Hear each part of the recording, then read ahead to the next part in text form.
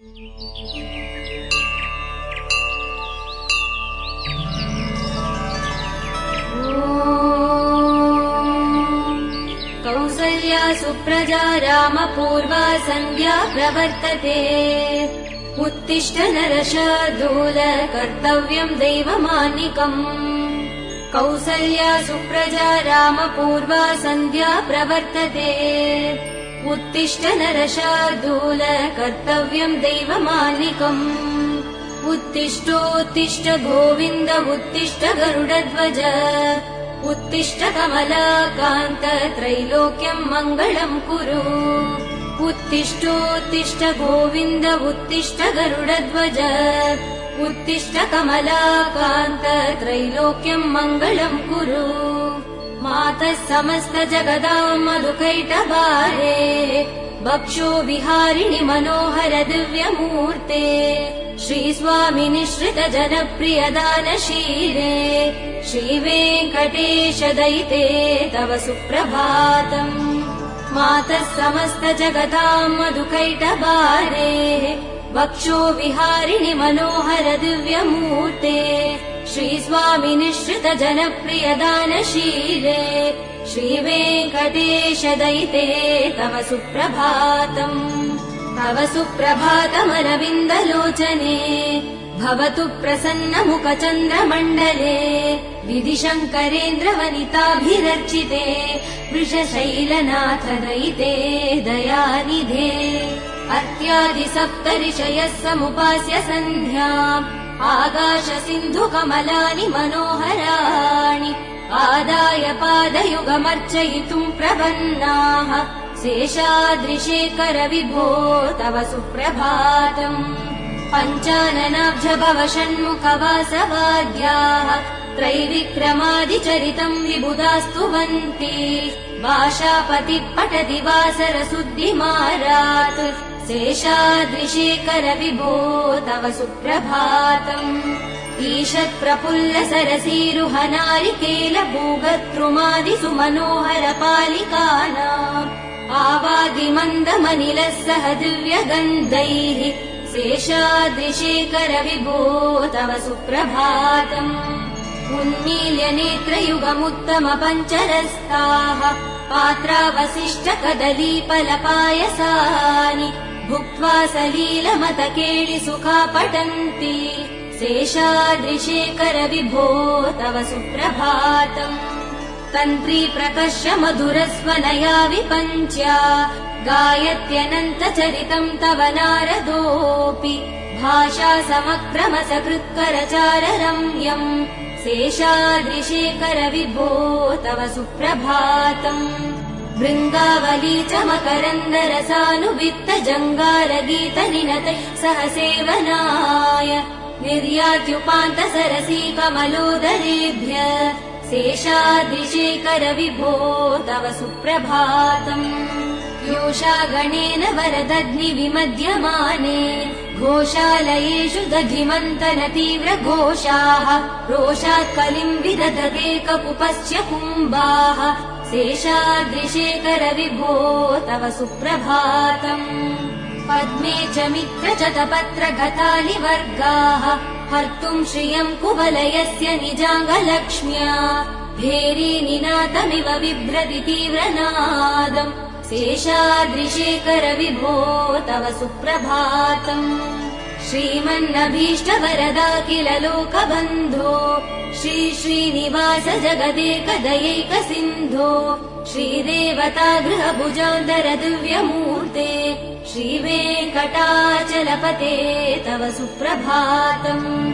श्रीमन्नभीष्ट वरदाखिल लोकबन्धो। श्री श्रीनिवास जगदेक दयैक सिन्धो। श्रीदेवता गृहभुजान्तर दिव्यमूर्ते। श्रीवेङ्कटाचलपते तव सुप्रभातम्। श्रीस्वामि पुष्करिणिका प्लव निर्मलाङ्गाः। श्रेयोर्तिनो हर विरिञ्चि सनन्दनाद्याः। द्वारे वसन्ति वरवेद्रहतोत्तमाङ्गाः। श्रीवेङ्कटाचलपते तव सुप्रभातम्।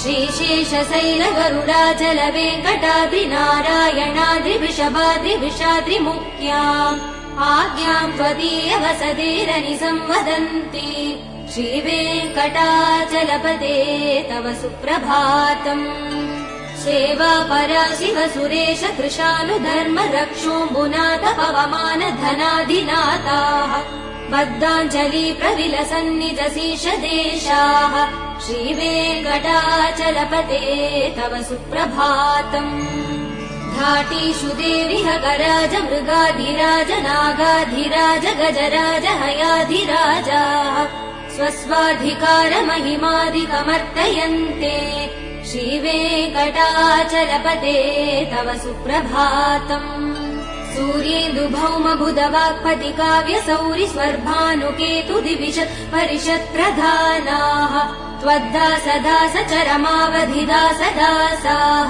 श्रीवेङ्कटाचलपते तव सुप्रभातम् त्वत्पादधूलिभरित स्फुरितोत्तमाङ्गाः स्वर्गापवर्ग निरवेश निजान्तरङ्गाः कल्पागमाकलनयाकुलताम् लभन्ते श्रीवेङ्कटाचलपते तव सुप्रभातम् त्वद्गोपुराग्रसिगराणि निरीक्षमाणाः स्वर्गापवर्ग पदवीम् परमाम् श्रयन्त मर्त्या मनुष्य भुवने मतिमाश्रयन्ते श्रीवेङ्कटाचलपते तव सुप्रभातम् श्रीभूमिनायक दयादिगुणामृताब्धे देवाधिदेव जगदेक चरण्यमूर्ते श्रीमन्ननन्त गरुडादिभिरर्चिताङ्ग्रे श्रीवेङ्कटाचलपते तव सुप्रभातम् श्रीपद्मनाभ पुरुषोत्तम वासुदेव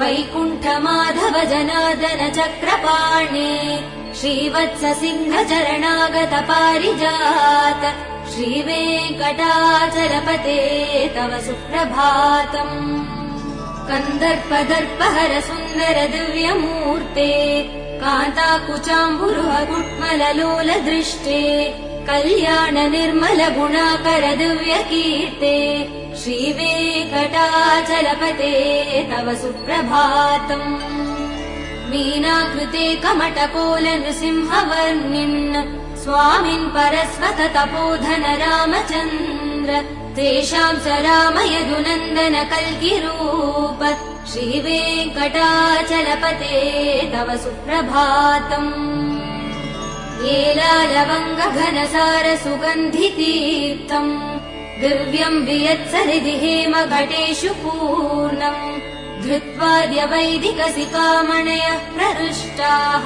तिष्ठन्ति वेङ्कटपते तव सुप्रभातम् भास्वानुदेति विकचानि सरोरुहाणि सम्पूरयन्ति निनदैकगुबो विहङ्गाः श्रीवैष्णवा सततमर्थितमङ्गलास्ते धामाश्रयन्ति तव वेङ्कट सुप्रभातम् ब्रह्मादयः सुरवरास महर्षयस्ते सन्दः सनन्दन मुखास्त्वत योगिवर्याः धामाश्रयन्ति तव हि मङ्गलवस्तु हस्ताः श्रीवेङ्कटाचलपते तव सुप्रभातम् लक्ष्मीनिवास निरवध्य गुणैक सिन्धो संसार सागर समुत्तरणैक सेतो वेदान्त वेद्य निज वैभव भक्त भोग्य श्रीवेङ्कटाचलपते तव सुप्रभातम् लक्ष्मीनिवास निरवध्य गुणैक सिन्धो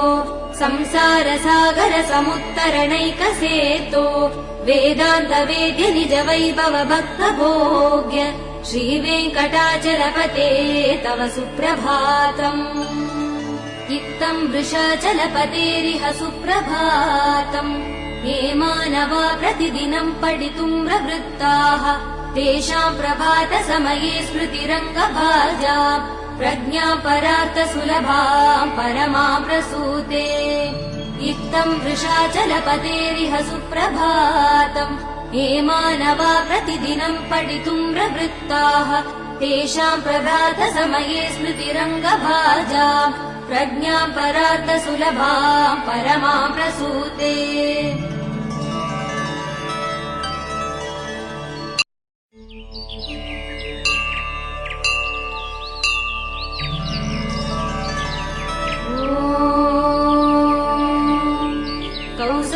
सुप्रजा रामपूर्वा सन्ध्या प्रवर्तते उत्तिष्ठ नरशार्दूल कर्तव्यम् दैवमानिकम् कौसल्या सुप्रजा रामपूर्वा सन्ध्या प्रवर्तते उत्तिष्ठ नरशार्दूल कर्तव्यम् दैवमानिकम् उत्तिष्ठोत्तिष्ठ गोविन्द उत्तिष्ठ गरुडध्वज उत्तिष्ठ कमलाकान्त त्रैलोक्यम् मङ्गलम् कुरु उत्तिष्ठोत्तिष्ठ गोविन्द उत्तिष्ठ गरुडध्वज उत्तिष्ठ कमलाकान्त त्रैलोक्यम् मङ्गलम् कुरु मातः समस्त जगदाम् मधुकैटभारे भक्षो विहारिणि मनोहर दिव्यमूर्ते श्रीस्वामि निःश्रित जनप्रिय दानशीले श्रीवेङ्कटेश दयिते तव सुप्रभातम् मातः समस्त जगताम् मधुकैटभारे भक्षो विहारिणि मनोहर दिव्यमूर्ते श्रीस्वामि निःश्रित जनप्रिय दानशीले श्रीवेङ्कटेश दयिते तव सुप्रभातम् तव सुप्रभातमरविन्दलोचने भवतु प्रसन्न मुख चन्द्रमण्डले विधिशङ्करेन्द्र वनिताभिरर्चिते वृषशैलनाथ दयिते दयानिधे अर्त्यादि सप्तऋषयः समुपास्य सन्ध्याम् आकाश सिन्धु कमलानि मनोहराणि आदाय पादयुगमर्चयितुम् प्रपन्नाः शेषाद्रिशेखर विभो तव सुप्रभातम् पञ्चाननाब्ज भव षण्मुख वासवाद्याः त्रैविक्रमादिचरितम् विबुधास्तुवन्ति भाषापतिः पठति वासर सुद्धिमारात् शेषाद्रिशेखर विभो तव सुप्रभातम् ईषत् प्रफुल्ल सरसीरुह नारिकेल भूगत्रुमादिसु मनोहर पालिकानाम् आवादिमन्दमनिलः सह दिव्यगन्धैः शेषाद्रिशेखर विभो तव सुप्रभातम् उन्मील्य नेत्रयुगमुत्तम पञ्चरस्ताः पात्रावशिष्ट कदलीफलपायसानि भुक्त्वा सलीलमत केळि सुखा पठन्ति शेषाद्रिशेखर विभो तव सुप्रभातम् तन्त्री प्रकर्ष मधुरस्वनया विपञ्च्या गायत्यनन्त चरितम् तव नारदोऽपि भाषा समक्रम सकृत्करचार रम्यम् शेषाद्रिशेखर विभो तव सुप्रभातम् भृङ्गावली च मकरन्दरसानुवित्त जङ्गार गीत निनतैः सह सेवनाय निर्यात्युपान्त सरसी कमलोदरेभ्य शेषाद्रिशेखर विभो तव सुप्रभातम् योषा गणेन वरदग्नि विमध्यमाने घोषालयेषु दधिमन्तन तीव्र घोषाः रोषात् कलिम् विदधते कपुपश्च कुम्भाः शेषाद्रिशेखर विभो तव सुप्रभातम्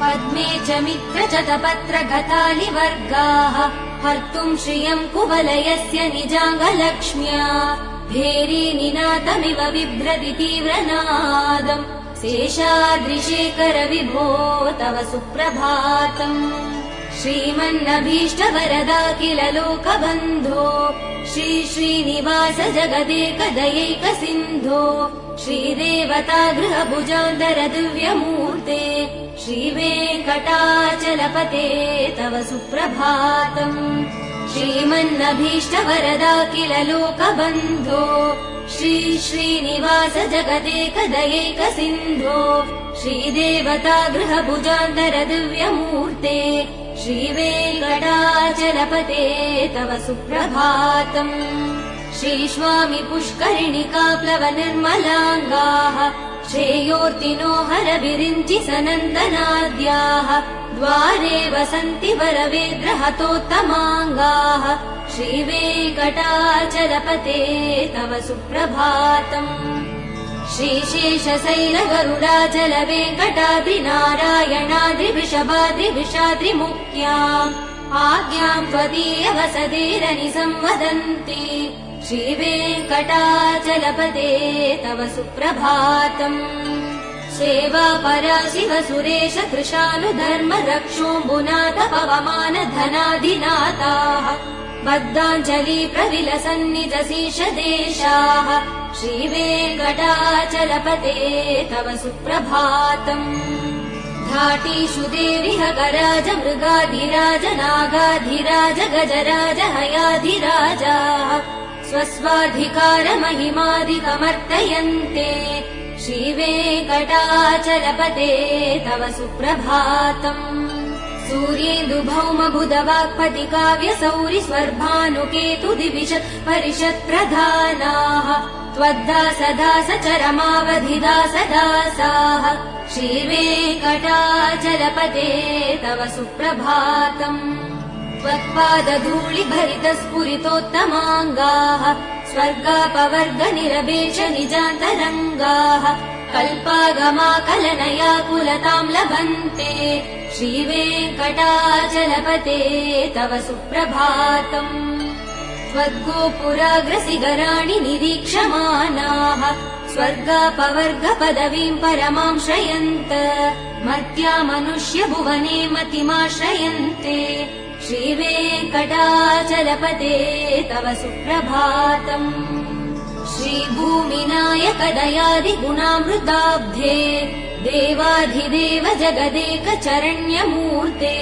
श्रीमन्ननन्त गरुडादिभिरर्चिताङ्ग्रे श्रीवेङ्कटाचलपते तव सुप्रभातम् श्रीपद्मनाभ पुरुषोत्तम वासुदेव वैकुण्ठमाधव जनार्दन चक्रपाणे श्रीवत्स सिंह चरणागत पारिजात श्रीवेङ्कटाचलपते तव सुप्रभातम् कन्दर्पदर्पहर सुन्दर दिव्यमूर्ते कान्ताकुचाम्बुरुह कुट्मललोल दृष्टे कल्याण निर्मल गुणाकर दिव्यकीर्ते श्रीवेङ्कटाचलपते तव सुप्रभातम् मीनाकृते कमटकोल नृसिंहवर्णिन् स्वामिन् परस्वत तपोधन रामचन्द्र तेषाम् च राम यदुनन्दन कल्किरूप श्रीवेङ्कटाचलपते तव सुप्रभातम् येलालवङ्ग घनसार सुगन्धितीर्थम् दिव्यम् वियत्सहृदि हेम घटेषु पूर्णम् धृत्वाद्य वैदिकसिकामणयः प्रहृष्टाः तिष्ठन्ति वेङ्कटपते तव सुप्रभातम् भास्वानुदेति विकचानि सरोरुहाणि सम्पूरयन्ति निनदैकगुबो विहङ्गाः श्रीवैष्णवा सततमर्थितमङ्गलास्ते धामाश्रयन्ति तव वेङ्कट सुप्रभातम् ब्रह्मादयः सुरवरास महर्षयस्ते सन्दः सनन्दन मुखास्त्वत योगिवर्याः धामाश्रयन्ति तव हि मङ्गलवस्तु हस्ताः श्रीवेङ्कटाचलपते तव सुप्रभातम् लक्ष्मीनिवास निरवध्य गुणैक सिन्धो संसार सागर समुत्तरणैकसेरो वेदान्त वेद्य निज वैभव भक्त भोग्य श्रीवेङ्कटाचलपते तव सुप्रभातम् लक्ष्मीनिवास निरवध्य गुणैक सिन्धो संसार सागर समुत्तरणैकसेतो वेदान्त वेद्य निज वैभव भक्त भोग्य श्रीवेङ्कटाचलपते तव सुप्रभातम् इत्थम् वृषाचलपतेरिह सुप्रभातम् ये मानवा प्रतिदिनम् पठितुम् प्रवृत्ताः तेषाम् प्रभात समये स्मृतिरङ्गभाजा प्रज्ञा परार्थ सुलभाम् परमा प्रसूते इत्थम् वृषाचलपतेरिह सुप्रभातम् ये मानवा प्रतिदिनम् पठितुम् प्रवृत्ताः